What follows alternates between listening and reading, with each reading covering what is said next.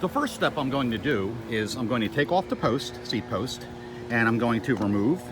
These pads are made to come off very easily, so you can clean under there, by the way.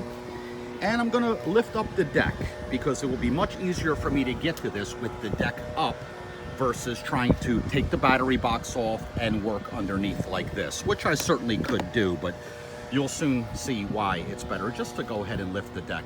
Lifting the deck is not hard, folks. For whatever reason you have to do it. There is a screw with a corresponding nut underneath, 3 on each side. If you remove the seat post and you remove the deck, remove those screws, this whole deck will lift up and giving you easy access to everything. We've tried to make this very, very easy for folks. You all probably noticed I'm missing my wheels. They are not wheelie bars. A lot of times people say that. These are for loading. You can tip it up and roll the back end even higher than the wheels will allow. I took these off because I do a lot of off-roading, and it just gave me even a little bit more clearance, because I really, as you've seen by my videos, I really get into some stuff with this bike. Okay, moving right along.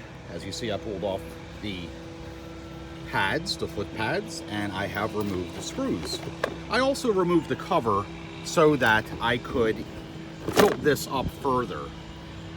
You'll soon see why I decided to take the deck off to change this.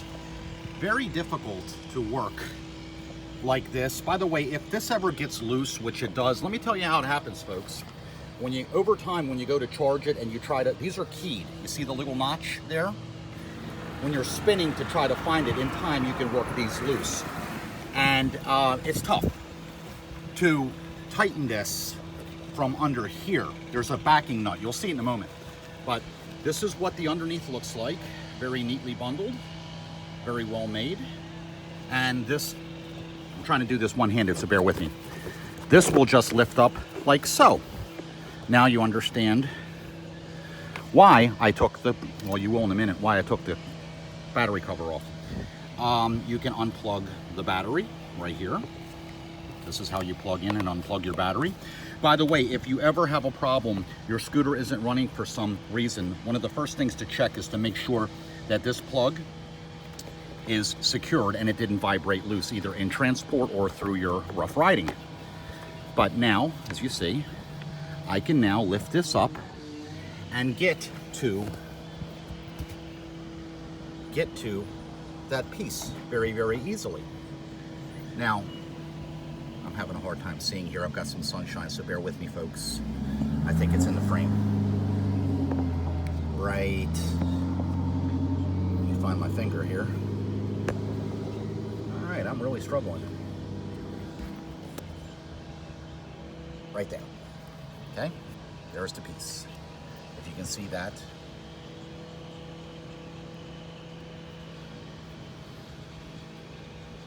Right there. There we go. Sorry. Cameraman, I'm not.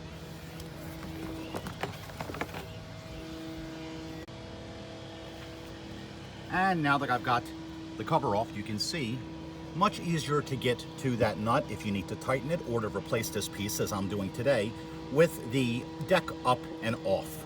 Okay, so there you go. Now, these pieces that we sell you, if you do need the part, they come with a red and a black wire already attached, so you don't have to solder this. I will be soldering into these wires because that's just how I do things. You can crimp them though. I just prefer things to be soldered and heat shrunk. It's just the right way to do it. I'll never have to worry about it again. Make sure, little hint, you put the red wire to the red wire and the black wire to the black wire. You can do it the other way, but you'll get a little surprise. It'll be 4th of July. Just like on a car, make sure you put the right wire to the right wire when you replace the piece. While I've got the cover off, something I pointed out in another video, so if this is repetitive, I apologize. It cost me about $49. What I did, because of the, well, abuse that I put this thing through, being the crash dummy, test dummy, I actually had this, the welds were fine, but I actually had a plate welded under here at a welding shop. I don't know if you can see that well. Let me see if I tilt this up. Okay. Just to even more reinforce this seat post, because again, as you've seen by my videos, I really put this thing through its paces. Now, if you're a bigger boy, and you know who you are, not a bad idea to do. It's not necessary. Our bikes are very well made, but you know, if you're a tinkerer and you like to weld, or if you know a welder, that's called a six-pack job. I just had a little extra plate welded here for additional support. Okay, tools needed to do the job in an expert fashion. I've got my soldering iron, a little bit of solder. I've got my wire strippers, and of course my piece. Now, I'm going to cut the wires so that I have enough room to solder this piece. In other words, I'm going to cut these. Oh, you know what? I'm going to give myself some slack. I'm actually going to cut these right here. Now, even though the battery is disconnected, there is a capacitor on here. So I would recommend, as long as you cut one wire at a time and don't try to cut them both at the same time, you should have no sparking or no fear of anything like that. It's DC, it won't hurt you, but it will scare the hell out of you if it does pop. So I'm going to go ahead and take my my trusty cutters. I'm going to cut the red wire first. Just kidding. And then I'm going to cut the black wire. Now what I'm going to do is use the same strippers, strip these back. I'm going to strip the wires on this piece. Now I brought these out to show you, well, I actually put them away. If you don't want to get fancy, you can use what's called a butt end crimp. And you could simply bare some wire here, bare some wire there. I would say about a quarter of an inch of bare wire with the strippers. And you simply put these together like that inside of one of these with the appropriate size, and go ahead and use a pair of crimpers and squeeze her on down. But in my case, I'm going to go ahead and solder these, and I'll show you the finished job. It's going to be hard for me to solder and hold the camera phone at the same time, but you'll get the drift. If you do want to solder, I will tell you this. Once I bare these wires, the way that I do, and I've done on boats and things and electronics for many, many years, I go ahead and bare the wires about that much on each one. And then I twist them together, okay? First of all, you want to put your heat shrink on before you twist them together and solder them, because you want to be able to slide the heat shrink over top of your soldered joint. I'll show you the finished product. Something I also wanted to point out while I had the thought, for troubleshooting purposes, if you ever, let's say you're plugging in your scooter and your charger's saying green, but yet the scooter has no charge.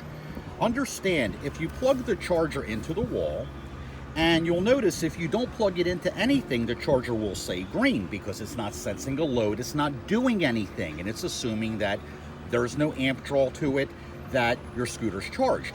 Well, why I bring that up is this. A good place to check if you do have this situation where, daggone it, my scooter is not charged, but every time I plug the charger in, it seems to be working. You want to make sure that one of these wires hasn't broken. Now, they have heat shrink over them, which gives them some support, and it may not be detached, but if you slightly wiggle them, and if it moves very, very easily, see, these are pretty, you can tell that that's still soldered. Then you have a break in that wire. It's a good troubleshooting technique that I wanted to point out. Something else, you see I put the heat shrink tubing, as I mentioned, before soldering these wires together there. Also, make sure that your little nut that's going to secure this is on before you solder these together, or else you'll have to cut them and resolder them to put the nut on, which holds the mechanism in place. Another helpful hint, what you don't want to do is to go ahead and solder this like this, and I'll tell you why. Do you see how this is? It pulls out this way. So make sure that you place this like this, otherwise again you'll say, oh daggone it, I need to cut those wires and put it in the proper orientation. So once again, in review guys, this part goes on the outside, this nut retains it, keeps it from sliding back in. My nut that holds it on the back side is already on my wires, and I'm simply going to secure these wires to there. Now you see also why I took the deck off, so that I had room to work. There is an example of what I meant about twisting the wires together. Let me move it so that, I don't know how well the video will show it, but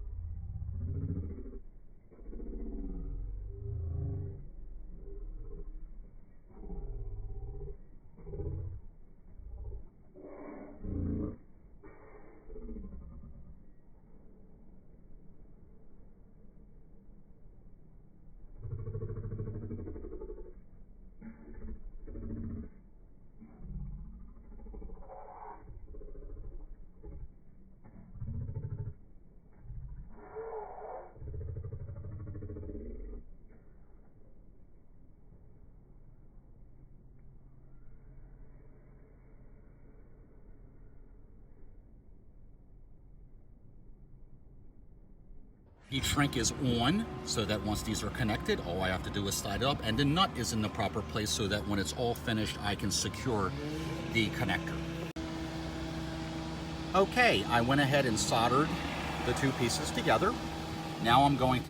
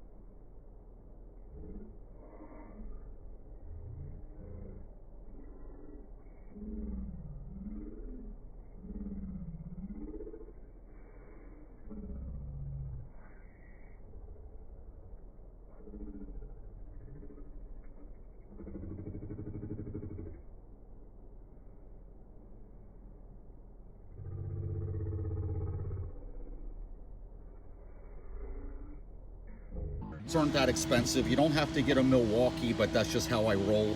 I'm going to go ahead and heat shrink that now. Okay, here we go. Again, the heat gun just lets you control the heat a little bit better. As you see, that's shrinky dinking down.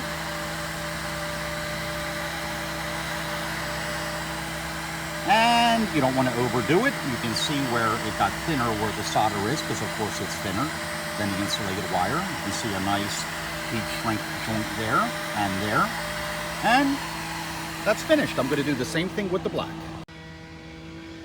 Okay, I've heat shrunk both wires. Why did I extend the heat shrink up over the other heat shrink? Well, because I could. Heat shrink is cheap, and that just gives it even a little more strength over here at the joint area. Now I'm simply going to slide the nut up and over, screw it to the back of the connector.